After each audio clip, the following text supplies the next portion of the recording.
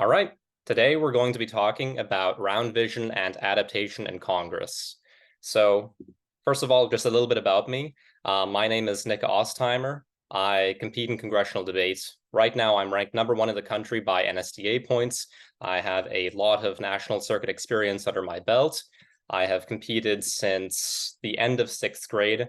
Aside from that, I also have a lot of experience as the president of my team, and I have coached many middle schoolers to the final out rounds of prestigious competitions, such as middle school TOC, Harvard, and nationals. So let's go ahead and get started. In this workshop, we're going to be talking about why round vision matters, what round vision is, how you apply round vision to a round, and how you can actually improve and practice your round vision. And then, of course, it'll be open at the end to Q&A. Feel free to grill me with anything you like. So before I get into the nitty-gritty, let me make a few clarifications as for why round vision is so uniquely important in Congress. And it stems from the fact that by a lot of conventional measures, Congress is not that hard of an event. If we're talking about research and argumentation, I mean, LD teaches you about philosophy, morality, ethics. PF requires much more intensive prep and research awareness for all the topics that you have to do throughout a year. Policy, you prep an entire topic throughout the year. It literally requires you to be a topic expert. And World Schools debates tests your teamwork, creativity, and adaptability. Congress, you get to give a 3-minute speech, and there's pretty much no evidence ethics to check anything you say. The bar is low, but what about the whole rhetoric and presentation and delivery part of it? Well, in comparison, XSNP makes you give a 7-minute speech on current events with only 30 minutes of prep, and you don't get a visual reference. Platform events like original oratory, declamation, and so on require a lot of practice, a lot of originality, and simply a lot more, metal when it comes to your delivery capabilities. And of course, interp events are basically acting. And as dramatic as Congress debaters can get, they're not quite at the level of dramatic interpretation or duo. In Congress, you get to get pretty far in the event by speaking almost entirely from your notes. So what makes Congress so special? What's challenging about this event? Why are there still thousands, if not tens of thousands of kids across the country drawn to the challenge of Congress? There are, in my opinion, 3 things that differentiate Congress. First of all, you have to beat an entire chamber of people. You're not just in a round of LD or PF where your job is to defeat the other side. If you want to win a round of Congress, you are in a round with up to 12 to 20 and perhaps even more competitors. You want to win first place, you have to be first out of 20. Second, and this is a bit more of a niche thing, but the affirmative and the negative have no cohesion. Once again, if you're in LD or PF, you are either on your own or you're with a teammate. You have every reason to make sure that everything makes sense across your own side. That is not necessarily the case in Congress. In fact, sometimes the opposite is true. I have literally had coaches tell me that if you're an affirmation speaker, it can be in your interest to say, no, I think this person on my side is wrong. Let me give you my own completely unique and contradictory reason as to why this bill is good. That makes a round of Congress way messier, both for the competitors and for the judges, and it requires a unique skill set to navigate it and still come out on top. Third, and finally, you have very little time to speak relative to everyone else. In a round of LD, you get half the speaking time. In a round of Congress, the more people there are, the less time you get. Let's say you're in a 15-person chamber, you get a 15th of the time in that round to actually make your voice heard. And despite that, you're still supposed to come out on top. Now, all of these things propose really unique challenges to a Congress debater. What do they actually mean? It means that, first of all, you need to have the best speech on your side. Second of all, you need to be the best speaker in the round. And third, you need to use only a fraction of the rounds to achieve that goal. When we put it this way, Congress actually seems pretty tough, despite how low the bar seems from the perspective of other events. The next time an LD debater says, oh, you're just a speech event, just show them the slideshow. Okay, now I've been dissing Congress for a good 2 minutes now. Let's move on. What actually is round vision? Round vision is the answer to all of these challenges. Round vision is about deciding what your speech is about. And because of those three reasons that I just mentioned, this is a uniquely important and difficult challenge for a Congress debater to practice, to master, and to apply in a round. So when we break it down, round vision involves a couple of pretty simple concepts. First of all, just choosing what contentions to argue. This can start really early in your prepping process. You want to think, what are the most important reasons to pass this bill going to be? What are the most important reasons to fail this bill going to be? At this simplest level of round vision, pretty much everyone does this. Second, you want to think about, we need to choose what arguments we're going to refute in a round. So you're going to hear a lot of arguments made by the other side, much more than you can reasonably be expected to respond to in your own speech. So you have to pick the things out that are going to be relative to your advocacy and make sure you're not just picking them arbitrarily. Third, and here it gets a bit more tricky, you want to understand the role of your speech in the round. If you've done Congress for any amount of time, I don't doubt that you've heard the terms constructive, rebuttal, crystallization, and maybe a couple of other labels apply to the types of speeches you're expected to be giving throughout the round. When you're making that decision, when you're trying to make your speech adhere to a certain label, that process involves a great deal of round vision, because you're thinking, what does the round need from me right now? What are the judges going to be expecting? Given my place on the flow, what is the most strategic thing for me to be doing right now? Fourth, and finally, and this is really, really tricky because you absolutely cannot be an objective judge of this, it can be very important to identify your place or your ranking in the round and to make decisions off that basis. All right, moving on. Let's talk about a concept called the flow. So when we talk about the flow in Congress, we're just talking about all of the arguments that are made on either side throughout the round. So get rid of the Congress mindset. Just think, we're debating a piece of legislation. Think of it as an actual debate between the affirmative and the negative.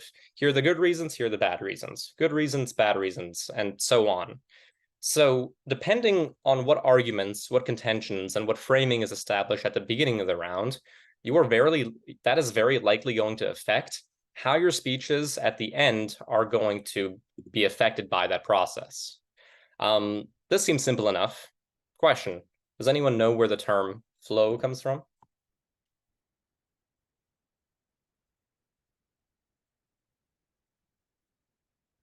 It has nothing to do with rivers. Just a hint.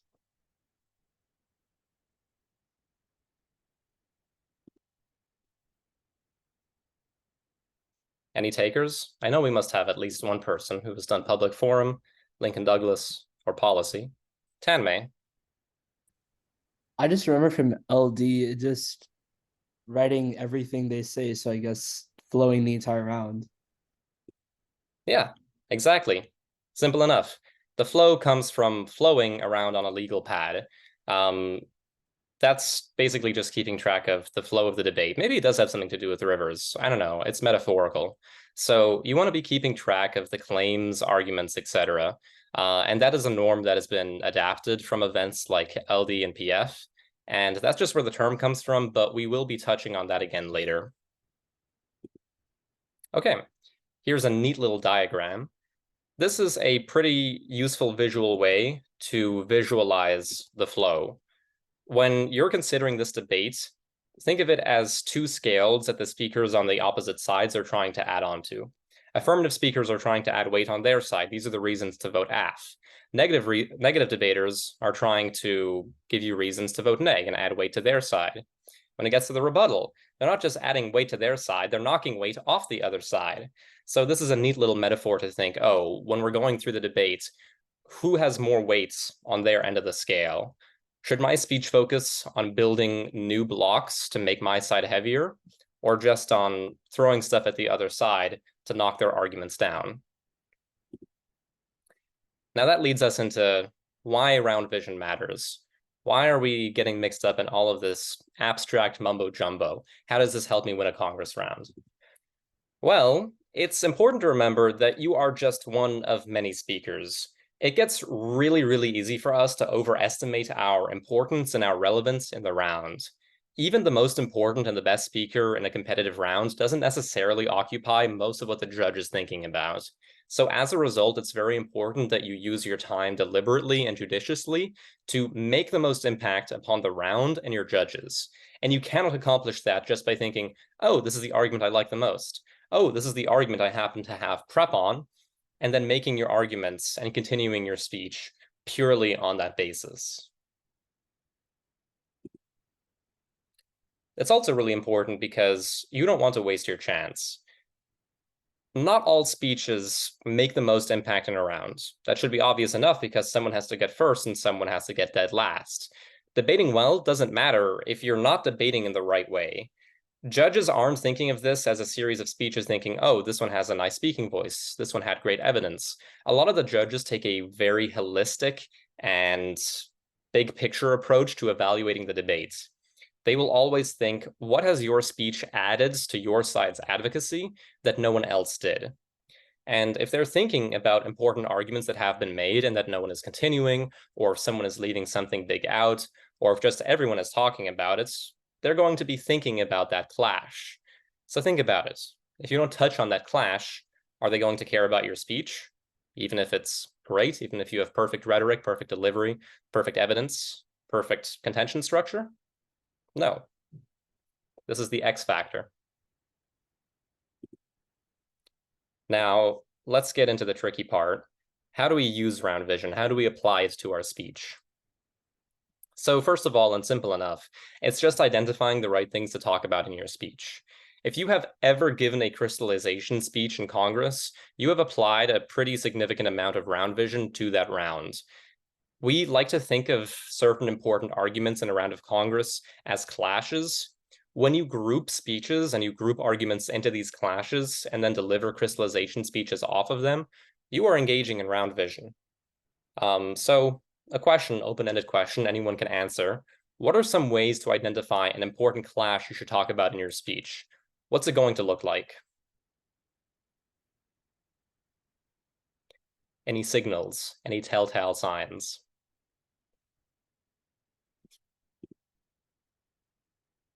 Henry says hot button issues. Enon?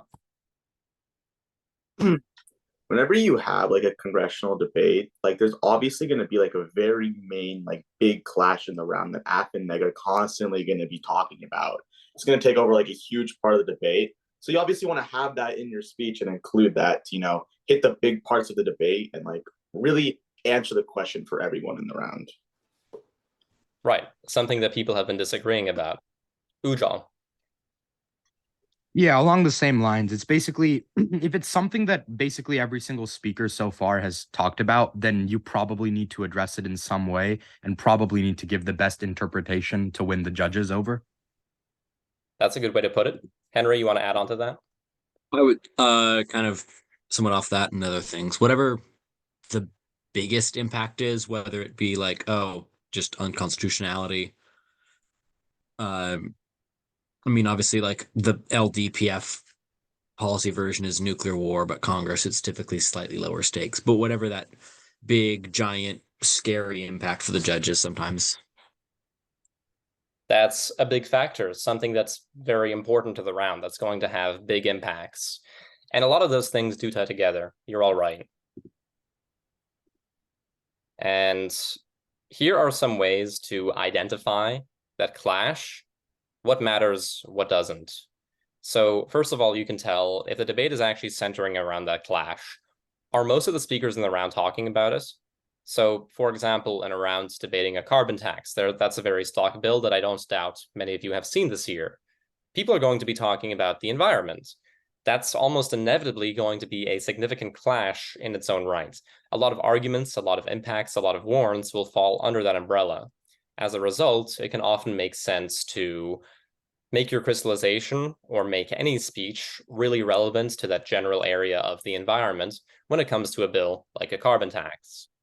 Second of all, a clash can be important if it has unresolved questions. Even if it's not necessarily the most dominant, the most relevant clash in the round, you can make it that if you answer questions that the judges are thinking about. So, for example, if a lot of speakers have been arguing about something and they're just missing a piece of evidence or they're missing a key analytical point, and you make that point, you are constructively and substantively furthering the debate. You are furthering the clash. That is pretty much your number one job as a speaker in a round of Congress, because that sort of progress, that sort of actual argumentation back and forth between the AF and the neg is very, very rare, simply because everyone is fractured off doing their own thing. So if you're building bricks on what other people have already said and adding on to it, there is tremendous value in that. Third, and finally, and my personal favorite, if everyone just has some really big misconception about how something works. So if everyone is making their arguments based on a certain piece of evidence, which you can prove doesn't work, a certain analytical point, which you can prove isn't true, or anything of that nature, you can give a whole speech saying, this whole clash, this whole argument between the affirmation and the negation is pointless. Here's why. Here's why if you look at it the right way, it works out correctly for my side. So these are some signals you can look out for when you're thinking about round vision, when you're wondering what you should actually be talking about in your speech. What's up, Tanmay? Yeah, so how do you talk about these things without rehashing? That's like the biggest issue I've come across. People get really nervous about continuing an argument under a clash because they think it's rehash. Just because you're talking about the same thing doesn't mean that you're going to be saying the same thing as everyone else. A debate about a carbon tax, let's say the negative argument about offshoring, that can go back and forth, back and forth, back and forth between the affirmative and the negative.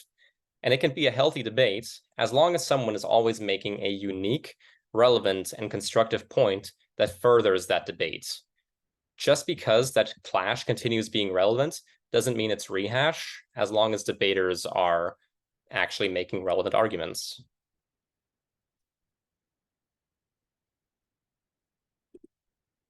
Okay, moving on, do not argue about every part of the round. Like I said, not every speech in the round matters as much. Some people are going to make bad arguments. Some people are going to make arguments that do not matter. Some people are going to try so hard to be unique and stand out in the round that their contention is just going to have zero relevance to what everyone else is talking about. Their point may be unique, it may even be strong, but if no one is talking about it, your judges are inherently inclined to think about it less. Round vision involves making this judgment about your competitors and then making a judgment call about whether or not you should engage with their arguments in your speech. So as a rule of thumb, if you do not think that a representative speech actually matters in that debate, just don't bring it up. Don't engage with it. You only have 3 minutes. You have better things to do with those 3 minutes. What's up, Rohan? Yeah, so I've gotten feedback from my judges saying that like when I didn't address like a person that spoke right before me, I got feedback saying that you should like try to address the round as much. So just because I didn't engage with that person's like argument, is it okay to like not do that? Because ICDA judges are excuse me, a little bit weird. But so I was just wondering, like, is it okay to leave out somebody if they spoke right before you because you think their argument is irrelevant? Generally, yes. It can be difficult to adapt to it and incorporate that adaptation in your speech if you're going right after them. But if you can, and if their arguments are relevant to your speech, then you should. You shouldn't feel compelled to include what the previous speaker said in your speech just because they went right before you. If they give a terrible speech, if their point isn't relevant, you don't want to be engaging with that. Okay, thank you. Gagnato. So I know like a major thing in Congress, and I've done it in the past, like coming up with new and unique arguments. But how do you find the balance between like being you not coming up with like a point that's like really random and out there, like you were just mentioning? Absolutely. The two are not mutually exclusive. You can make a very unique and important argument that is still incredibly relevant to a stock argument. People think that like stock contentions and unique contentions are polar opposites. That is just not the case. Usually a stock contention just refers to like a broad umbrella of arguments that have a common label. But This is basically a debate about policy. There's always going to be a unique claim that can be made.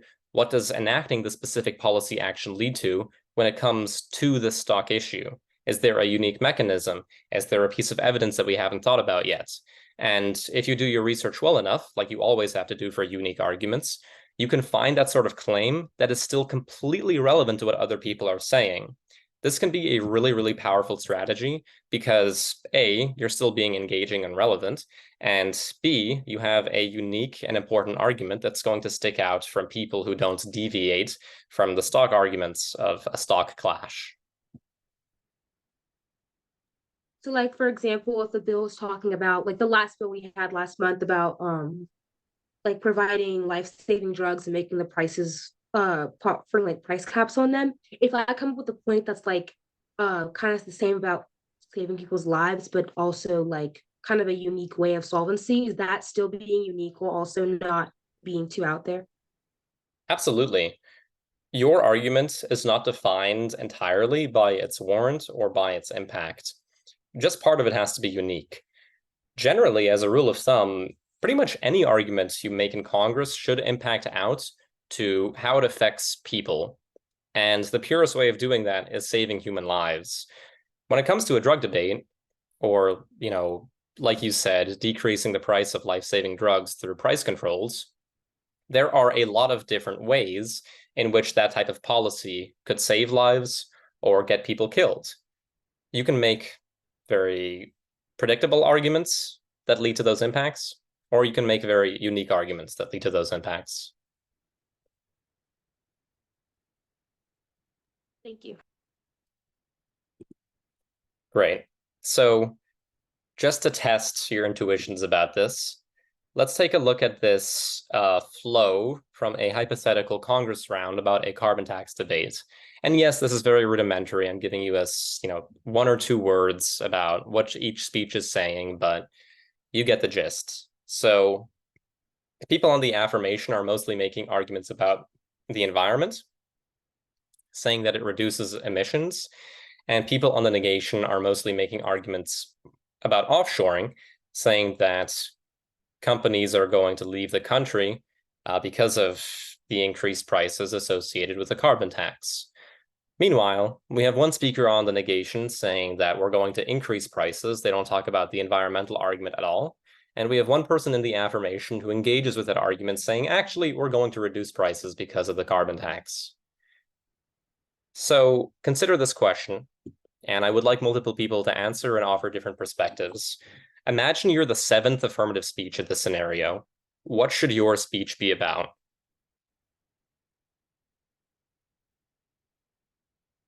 Rohan. Proving the companies aren't going to offshore when you pass. Okay. Why? Because there's been 4 negation arguments about why offshoring is going to happen and like all the net harm to that, and only a single person on the affirmation has yet to respond to that.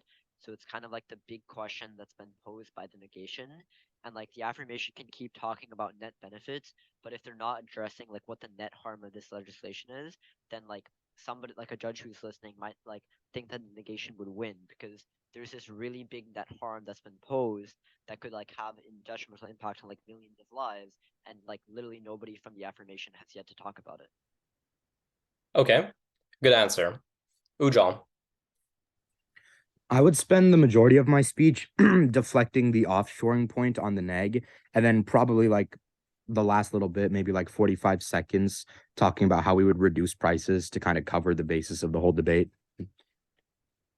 Interesting. Why would you devote 5 seconds to the economical argument? Well, that's the other like major thing that the negation is talking about, right? So if I'm the last app speaker, if I want to make the most impact on the round, then I'm going to give the judges the most holistic interpretation of the round so far. All right, good answer.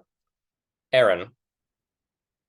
So the first thing I'd probably want to do is reframe the debate to show like the cost of offshoring to kind of frame why that wouldn't happen in the long term. And that kind of knock out those 4 neg speeches. And then on increased prices, I'd probably reframe the debate to competition within the market and say how like the carbon tax would encourage green energy and then like reduces monopolization. Therefore, you have decreased prices. And I think those are like the 2 key impacts of the round. Okay, great. Angela. Okay, my answer is going to be relatively similar to everyone else's because there isn't much deviation in terms of arguments. So yeah, I focus on offshoring mostly because because 4 people literally have spoken about offshoring, and that seems to be the main focus of the round. And then a little bit on economy and talk about the other person on my side that's already said that it would reduce prices, and use it to negate both of the people who said it would increase prices. Okay, and let's wrap up with Enon. I feel like oftentimes you have like a pretty big problem, dealing with all the negation arguments you see. But looking at this flow, this debate is purely binary on the negation side. You only have increased prices and offshoring. So I do think you have enough time to address both arguments, especially because they're made in this way. So you'll definitely be able to give enough time to like give a reasonable reason and use your own side already, which is already, started refuting these arguments to get that refutation across. And then for offensive points, you go back to reducing emissions, and then you terminalize that sort of argument, either probably like a saving lives sort of contention or something there to get that like tertiary impact for the debate to like really seal it in for your side. Mitigate those 2 arguments, terminalize your own side, weigh at the end, and then you have a really good crystal, I think. Thorough. All right. So before I move on to the answer, let's briefly review the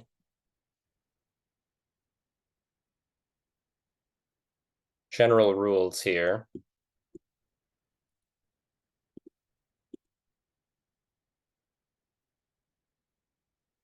What matters? People talking about it, people aren't answering the important questions, or there is a big misconception. Unfortunately, this little exercise doesn't really touch on the latter 2 points, which add a lot of nuance always. So knowing the little we know, the right answer, generally, is that we should be talking about the environment and offshoring. A lot of you had some really good plans in mind for how we could incorporate an argument about the economy and continue responding to that point without leaving it entirely untouched. That's perfectly fine. Depending on what's actually going on and around, that could be a perfectly valid way to go about it. Also, these are separate stock arguments, but they're not completely disparate. In the end, all of these things are going to be caused by a single policy decision, enacting a carbon tax. One thing you can think about if you have a very clear binary like this between arguments regarding the environment and arguments regarding the economy, you can tie those 2 together. For example, I believe it was Aaron who mentioned something about a market incentive to preserve the environment. That way, you could use the same type of warrant to knock out 2 birds with 1 stone. That would also be a very good way to go about this without necessarily compromising on the time and the effort you spend on engaging with the argument about the environment.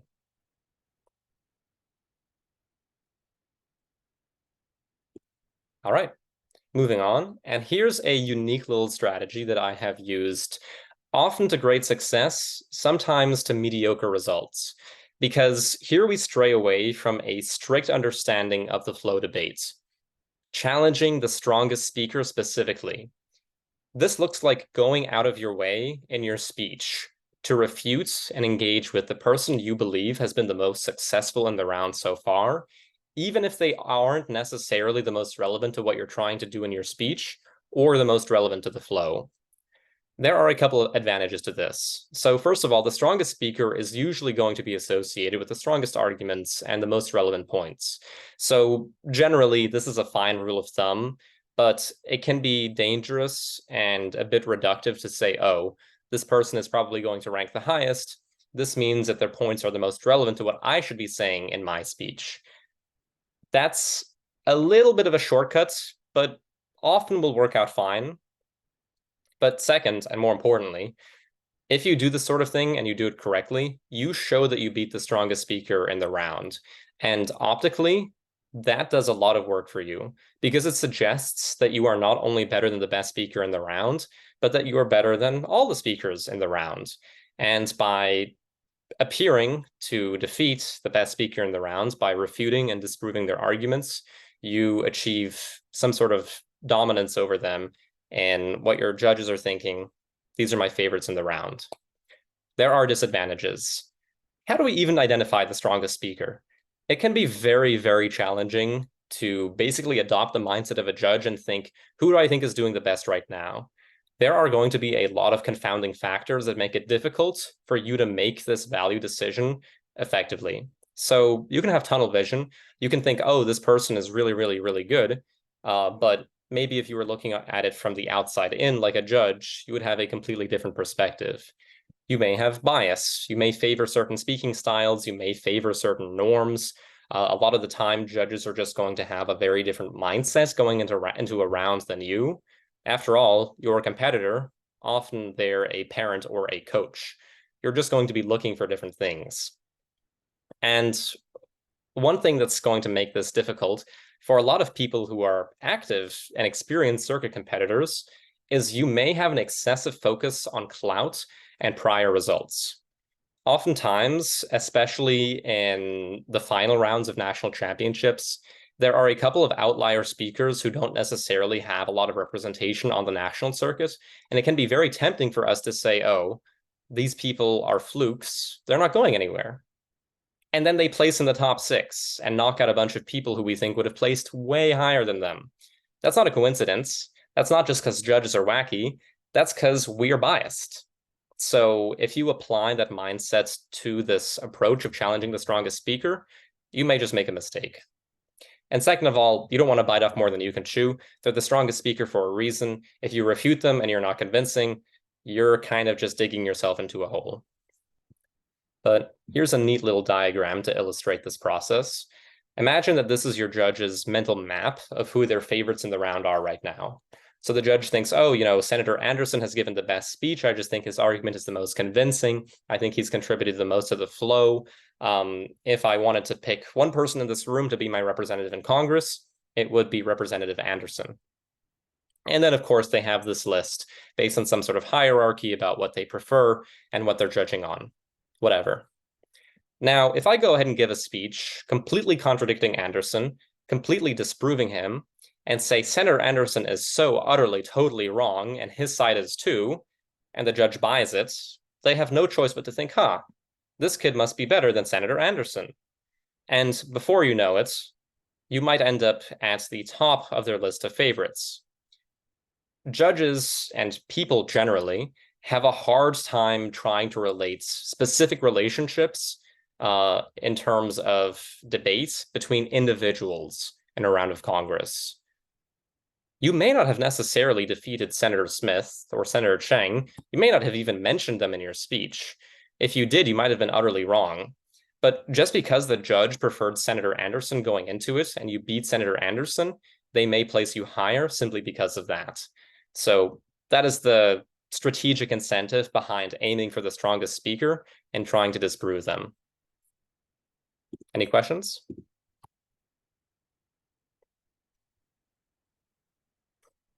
Oh yeah, and this involves round vision because, like we said at the beginning, you need to have some understanding of where you stand in the round in relation to the other speakers. Okay, fourth and finally, do not be afraid to use one-point speeches.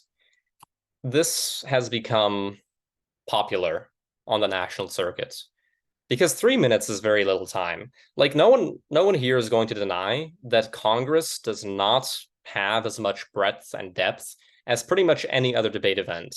And that's because of a lot of the reasons that I illustrated at the beginning of the slideshow.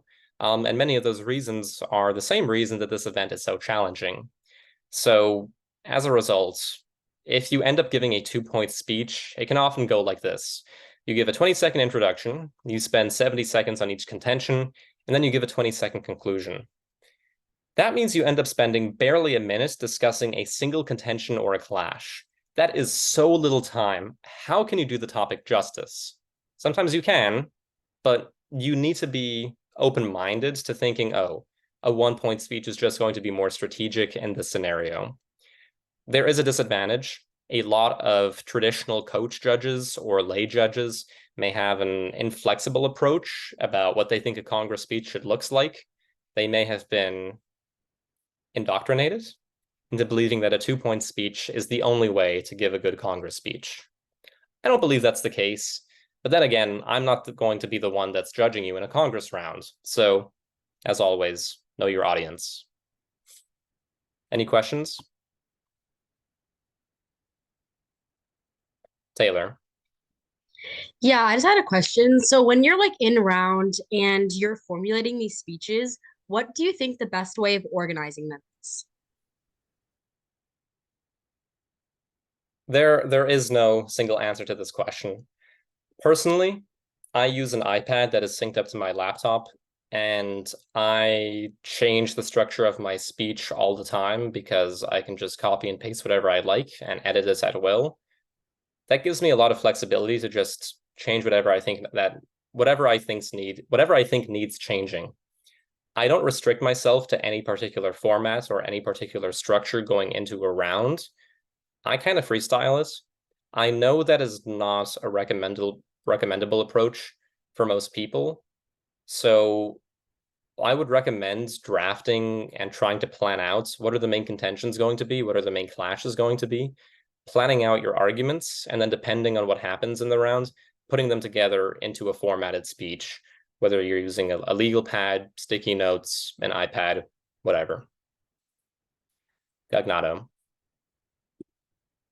I wanted to ask a question about for one contention. So I usually try to do two because I feel like I'm a little bit worried that judges might think that it's too little.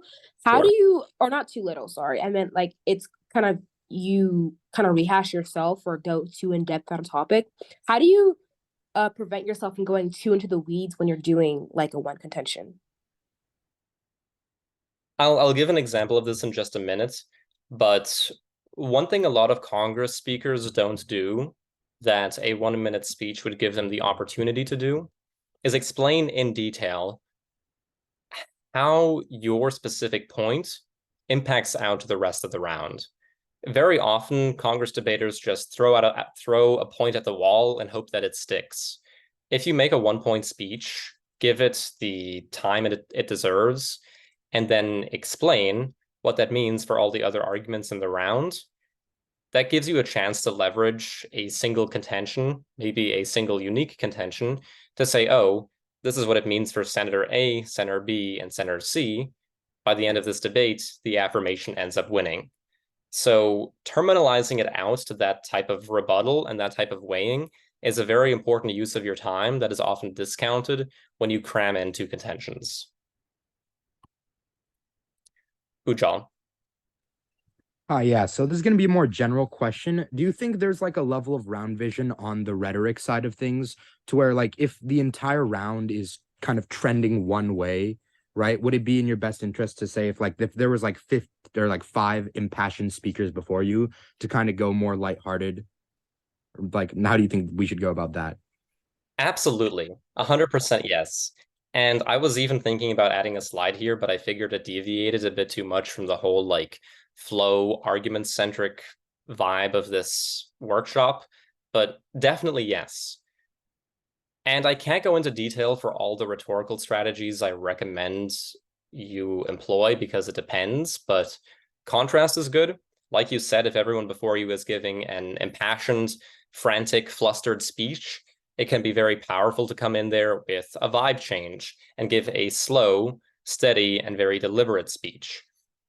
Especially if it's good, simply sounding different, looking different, and acting different from everyone else can make you stand out because of your use of rhetoric and because of your contrast stylistically with the rest of the round.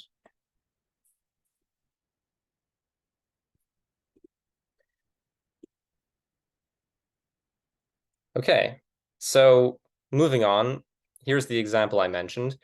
This is an example of a 1-point speech I gave from NSDA 2023 House Finals. This is on the Northern Triangle bill, where basically we send a bunch of money to the Northern Triangle. That's Honduras, El Salvador, and another country that is escaping my mind right now. And the single contention I have is a dependency. I'm going to give this speech, and as I do, I want you to think, I have way more time to spend on this single argument because I'm doing one contention Think critically, how do I use this time? What's the advantage of using just this one contention? All right, get set up.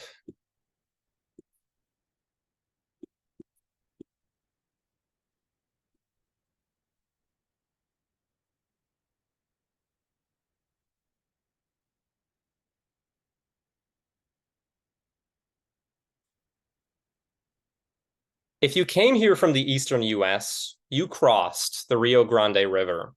You might not have even noticed it, having driven over a bridge or flying right overhead. But as easy as it was for you, for hundreds of thousands of desperate migrants, the Rio Grande is the last leg on a deadly journey to safety, freedom, and prosperity. You fail because this bill exacerbates the catastrophic immigration crisis by perpetuating aid dependency. From Representative Alakwa to Representative Blakesley, every speaker on the affirmation assumes that free services and financial aid to the Northern Triangle can just fix everything. That's the fundamental mistake that underlies every argument you've heard today. On May 5th of 2023, Carlos Ponce, a professor at Columbia University and former director for Latin American programs at Freedom House, argues that using foreign aid like CARSI to fix the root causes of dangerous migration makes sense in theory, but its implementation has always been a counterproductive disaster. He explains that American support has led to aid dependency for two reasons. One, it supports and legitimizes corrupt, criminal, and oppressive institutions by empowering them. And two, these governments never get to a point where they have to provide critical services on their own. Those are the central links that flip every argument on the affirmation. Let's review how that affects their biggest point, crime. Representatives Chundru, Biram, and Ramadan. Our aid enables a counterproductive justice system that tries to solve crime by just killing and imprisoning criminals. Come on, you know it doesn't work here. Why try it there? Representative Chillicurry's argument got dropped right at the start of today's debate. These countries have punitive justice systems that are more likely to solve crime with a bullet to the head than a second chance. But interestingly enough, Representative Chordia, those deaths aren't counted as homicides. So, in cross-examination with Representative Dixon, Representative Romkey revealed his secret plan for reform. He'll tell Honduras, just fix your justice system. Yeah, Professor Ponce would be disappointed because that's all the AF has to offer. But it doesn't end there. Whether it's crime, corruption, or violence, let me be the first to illustrate how that drives deadly migration to the US. Here's where Representatives Alakwa, Blakesley, and Clark fall the hardest out of everyone on the affirmation. The Wall Street Journal reports on March 17th of 2023 that of over 500,000 refugees from the Northern Triangle, more than 890 were found dead along the southern border in 2022, a 58% increase since 2021. They drown in the Rio Grande, they fall off of treacherous cliffs, and they die of dehydration in the 130-degree heat. So I'm not going to respond to the affirmation's claim that CARSI works. Your empirics and analysis do not matter. Hundreds of thousands of people would rather face those conditions than stay home. If CARSI is working, why are people fleeing? Why are people dying? I want to believe you, but when more and more people drop dead at our border, I just can't. I can't pass a bill that would doom millions of people to worse and worse crime, worse and worse corruption, worse and worse violence. So as the last speaker today, let's end on a note of reflection. On your way home, look out the window and watch for the Rio Grande. Reflect on how easy your journey is. Reflect on how deadly it is for the people we try to take care of today.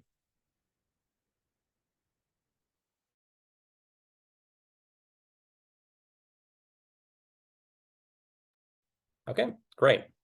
So back to the question. How do I use this time? What's the advantage of using just that one contention?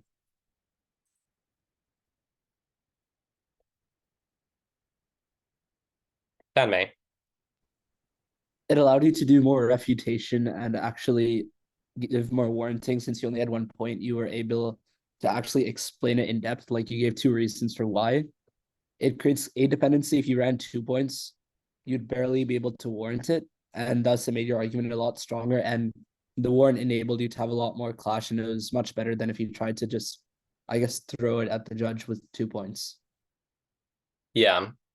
I could give a whole lecture on this on its own, but spending a lot of time on one argument greatly improves its believability. A lot of the time, an entire round or just an entire speech can be staked on whether or not people believe a single argument. You don't want to split up your time proving that argument to be true with an argument that doesn't matter.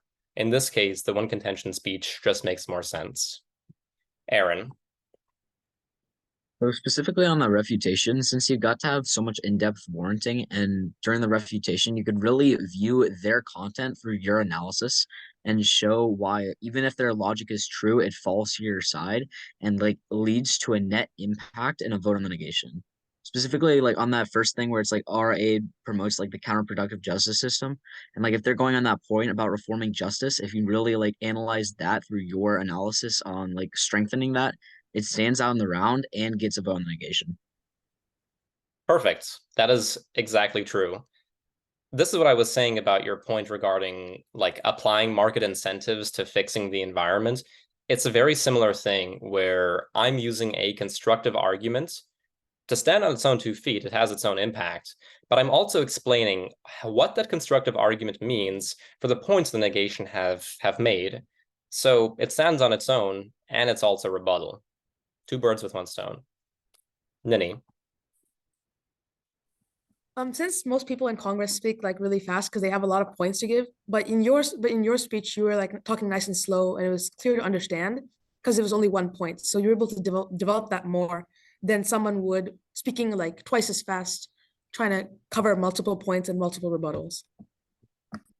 Yeah. This is one big issue, especially with a lot of more inexperienced or growing Congress debaters. They allow their focus on argumentation to bleed into their speaking skills, and then they compromise on one or the other. When you're trying to just cram all of your 2 contention speech into 3 minutes, you can compromise on your pacing, on your delivery, on everything involved with your presentation, and you don't want that to be your outcome. You're right. Enon. Considering that you were the last speaker in the round, you're immediately upheld to the thing that you need to refute the majority of arguments that were already given to you, but also like tie the debate into like a nice little like gift for the judges so they can actually critically and easily understand that. It is just so impractical and so impossible to get all of this like refutation and have 2 offensive claims this late in the round. Specifically, if you were to go with a 2-point contention speech. That's why you went with 1, and the main one being a dependency, because it's so big in the round. Not to mention, going with 1 contention gave you the time to fully terminalize in the end. A lot of the argument was like pure warranting and analysis in the beginning. I never got a like really big impact till you get to the last part, where you take it into like the extreme, the 890 deaths, where you slow down, flesh it out and everything. And it makes your performance just so much more powerful. It would be like heavily interrupted, slow, and like completely misconstrued if it were put in a 2-point speech. That's why you went 1 point. And that's why you did really well, I think. Yeah, you mentioned that there's a lot of warranting, standalone warranting with no offense, no rebuttal in like the first third of the speech. Absolutely true. That is unusual. I'm not going to say that's normal. I'm definitely not going to say that should always be the case. But again, be open-minded to it. A lot of your speech can be spent setting yourself up for a slam dunk, and that doesn't necessarily mean taking every cheap shot you can get for every minute of your speech. So that's what I definitely try to do here by introducing this new argument and then just spending the rest of it seeing how it affects everything else. Well put, Enon. Rohan. This is more of a question than like analysis, but Mhm. so I noticed that most of your point ties in really well to being able to like refute like all of the affirmation, right? So when you're like when I'm doing research, I find it pretty hard to be able to kind of like craft a speech that'll put me in a position where my point is directly able to refute the others, and most of the time it just happens that, oh, it's just a reason to pass or a reason to fail, and then I need to come up like with I need to either find more cards or I need to come up with more ways to like specifically target the other side. So I was just wondering how you're able to do that. Rohan, the answer is that prep is king. I prepped for like 6 hours on this specific bill on the plane to Arizona.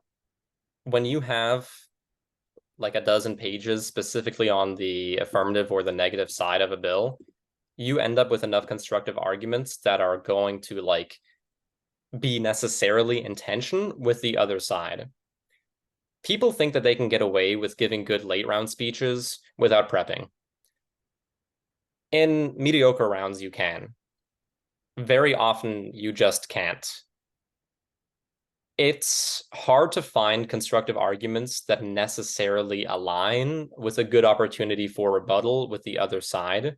But I either recommend that you try to do that research and you try to think which arguments are going to be in tension with the other side before the round, or just to do it in round. I mean, if you're speaking late, you're probably going to have the opportunity to try to do that research in round. So those would be my two suggestions. Prep and prep. Prep is really good. Wait, I had another question, but I forgot it. If I remember, I'll ask you later. Thank you. For sure. Finally, Ujjan. Yeah, so I think on the believability part, you really hit home with using Professor Pons. You even use him later to refute Romkey there with some good humor. I think having that like set up first really helps you kind of drive home the credibility that you use it to incite later on. You also gave your warrant from a source, which is something that I think a lot of people lose out on, especially if they're running a multi-contention speech, right? Their warrant is mostly backed with logic, and then they get evidence and citations for their data, right? But like I've seen you and like some other speakers like Tyler Liu give their warrants from other sources so that the credibility is enhanced. Yeah. Two things. Credibility is really strong, and it's an underrated part of Congress speeches. There is a lot of that value in just spending time piling on to the credibility of your source, because you emphasize to your judges and your audience, this is not just me, some random high schooler, saying stuff and it probably makes sense. This is Professor Carlos Ponce of Columbia University saying that the facts are on my side. That has a lot of value. And second, tying your solvency mechanism specifically to an expert source, I would recommend you do that in every single speech. If you do any research at all, that's the type of research you should be doing. You can even do it for negative speeches where you have a expert source saying, oh, this specific method of solvency is bad. Because that contrast of having a student-submitted piece of legislation and an expert source saying, this is bad, that carries a lot of credibility too, and it makes a big impact on your judges. Enon and Rohan, I see you have questions, but we're going to save that for the end, just so we can move on to our final section. How do I improve my round vision? So all of this stuff is tricky. You're not going to pick it up and internalize it just because you heard so from me on a Wednesday night in the middle of November. You can do it in a couple of different ways. I recommend that you flow rounds. So this is just taking notes on what each debater says on each side. This is what we were talking about earlier. I recommend you flow on your legal pad, make a table in Google Docs to keep track of what people are going to say, highlight the arguments that stand out or that are relevant. And one thing I would definitely recommend, just so you can really process the actual flow into a coherent round vision, make note of the key clashes in the margins. Make note of what needs to be said to move them along. So here on the right, I just have an example. A lot of judges are going to do this and just flow in their feedback for you to keep track of what you've been saying, and then they'll just put their feedback at the end. So yeah, here we just have an example of how judges are going to flow. Second, and this helps so much, judge rounds. I honestly think nothing develops round vision more than getting into the mind of the people who are responsible for determining your ranks. It's one thing to sit in a Congress round and compete. It's one thing to sit there and to spectate. It's another thing entirely to listen to and evaluate every single speech and think, this guy is getting the 1 because he did this. She's getting the 2 because she did this. She's getting the 3 because she did this. There are more opportunities than you might realize to get this opportunity to judge. You can judge middle schoolers and novices in practice rounds at your team. You can judge local middle school tournaments. I do this once a month. Or you can just judge recordings of past high-level rounds. You don't actually have to be inputting your ranks to a competition. You can just watch my final round from last year and think, hey, Nick did pretty terribly. I don't know why he placed 4th. I'm going to give him the 9. And you can think, here are the people I'm going to give my top 8 ranks. These are the reasons why. These are the ballots I would write for them. And you would apply that thinking to your own speeches and improve. Third and finally, and this is touching back to what I said to Rohan, really do your research. There is nothing that Congress debaters do that sabotages their own effectiveness and their own success more than not researching for bills. I heard that in Glenbrook's finals, like only a third of the people actually had constructive speeches prepared. What? That is unbelievable. Anyways, it's possible to plan your round vision by imagining and anticipating what the round is going to look like, instead of blindly prepping your speech and saying, oh, here are the arguments I found. That's what I'm going to put into my speech. That's what I'm going to deliver. Do your research, think explicitly, plan your round vision. Okay, that's all.